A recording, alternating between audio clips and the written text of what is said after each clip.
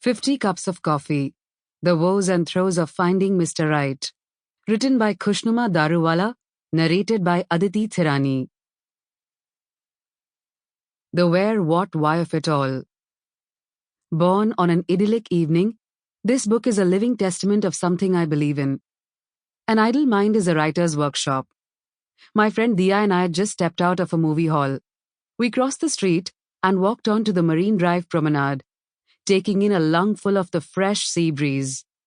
Given the odd time of day, the usually bustling promenade was still quite sparse, barring a few brave couples who dotted the circular bay, snuggling behind large umbrellas, seeking protection from the late afternoon sun and the cars that zipped past behind them. It was a beautiful day, and not just weather-wise. Dia and I had gone for a matinee show on a Monday, right in the heart of Mumbai's business district. There couldn't have been a more fitting way of showing the finger to the corporate world we had recently left behind to embark on our respective sabbaticals. Except maybe if we followed it up with a stroll outside our former office buildings at 4 p.m., munching on peanuts and gazing at the vast Arabian Sea. We held great affection for our former employers, but couldn't resist the rebellious symbolism. We were the archetypal good girls gone rogue. After the perfunctory conversation on the movie, we found ourselves discussing men as usual. We may mock them, roll eyes at them, laugh at them, and mimic them, but never seem to find a topic as enthralling and engrossing. We may start the evening discussing Greece's bailout and the US polls, but we always end the evening bemoaning the quality of men in our lives. And so it was on this beautiful summer evening. Where are all the men? My eyes were scanning the promenade. But it was a metaphorical lament. Pat came Dia's response. Matrimonial portals. I was momentarily taken aback, but not completely surprised. Single and in my 30s, I've heard all of this before.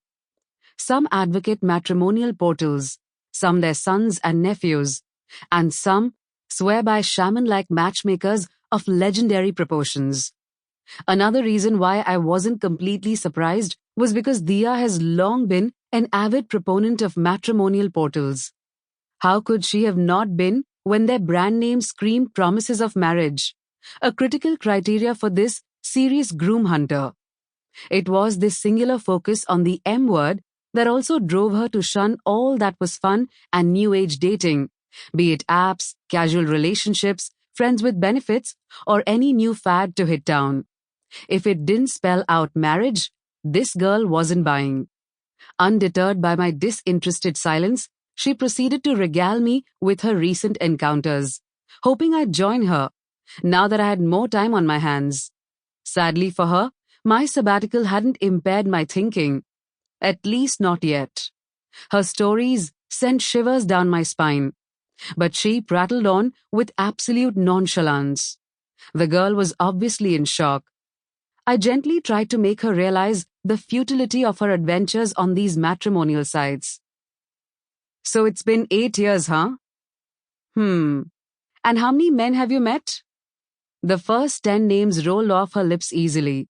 As she crossed 20, the giggling began, soon reaching a crescendo when she reached an eye-popping 50. Amidst the high-pitched "oh my gods," the giggling, and the shell-shocked expressions one usually associates with the Miss Universe announcement, I popped the question. Why don't I write about this? She generously acquiesced. And so began my journey of piecing together Dia's 50 dates.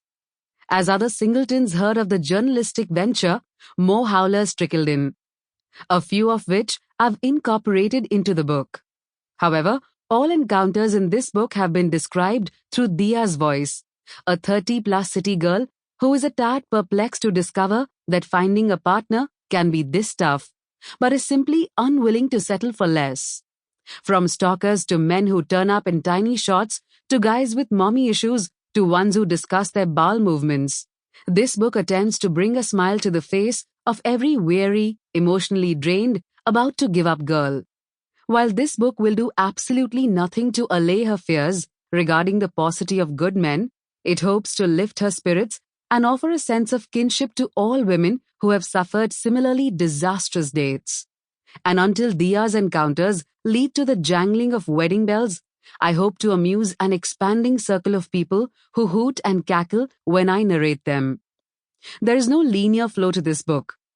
It's not Chapter 1, Desperation Drives Crazy Lady to Internet Dating, followed by Chapter 2 to 24, Bad Dates Galore, and finally Chapter 25, Realization that Mr. First Date is in fact Mr. Right Date.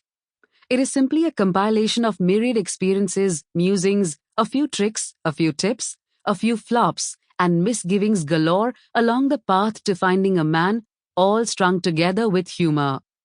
All the dates and instances recounted in this book are based on real experiences. Yes, even the most outrageous ones, with the names and information of the people involved changed to ensure anonymity. The intent of narrating these experiences is not to mock, ridicule, or praise any real person, or for that matter convince people to stay away from dating and matrimonial websites. It is very possible to meet wonderful people on these platforms, but only to share a lighter side of an otherwise very serious mission. This book is a tribute to Dia, who refused to cow down as fate threw at her one bad date after another. She simply kept her chin up and knocked back coffee cup after coffee cup until her blood ran mocha brown. I salute this woman who risked permanent caffeine damage rather than settle for less. And I thank the elusive man for whom she willingly endured these traumatic 50 cappuccino dates, giving me both fodder and the title for this little caper. Khushnuma Daruwala. For the lucky souls who haven't entered this minefield, most first and early dates take place at coffee shops. They are casual, allow for quick exits, and most importantly, the unlimited flow of caffeine and sugary treats help soothe frayed nerves. Dr. Jekyll. Do let me know your secret treasures, your password to explore your sweetness. I blinked hard, reread the line, repeatedly, word by word. I was surely mistaken. I closed the email, logged out, logged in, but the sentence remained as is. I hadn't misread it, nor had I imagined it. It stared back at me like it had a few minutes ago. Why on earth would a complete stranger, while initiating conversation, veer so sharply into creep territory? This was no random dating site, and he was no immature 20-year-old. Here was a medical practitioner in his 40s on a legit matrimonial site, who thought his poetic email, which I'm of the firm opinion bordered on semi-porn, would impress an adult woman enough to meet him. Was he really a pervert or merely a romantic, requesting my photo password, as a very optimistic friend second-guessed when I recounted his message to her? I shall never know. Giving men the benefit of doubt hasn't served me well in the past, as I've had to shrug off more stalkers than the average Indian woman. I deleted his email immediately. Cynicism is the price of experience. The only possible silver lining was that his email helped clarify my priorities. Creepiness clearly outweighed poor writing skills. UR instead of YOUR was barely noticed. I stared at my online profile. There were no more pending interests. No profile I could scrutinize word for word. No studio-clicked photograph I could roll my eyes at. No insanity I could laugh at. That was strange. Weekends usually meant heavier traffic on matrimonial sites. I closed my eyes as panic and dread clawed at my insides. How did I even land up in this mess? Having found my sweetheart at sweet 16, I'd imagined my 30s as a period when I stilettoed away into superlative success, clutching my chic steel grey laptop in one hand and the Woman of the Year award in the other. Hands thus occupied meant blowing a thank you kiss to hubby and my brood of kids in the front row would have been quite a task. So I would simply raise the trophy up to them and to the millions of women I had saved. Overwhelmed by the thunderous applause, I hadn't ever gotten to finalizing what this savioric deed of mine would be, but I'd be a hero for sure. Reality unfortunately bailed out, refusing to keep up its side of the bargain, on any front, be it my stiletto fetish, My career in philanthropy or my man. Sample complete. Ready to continue?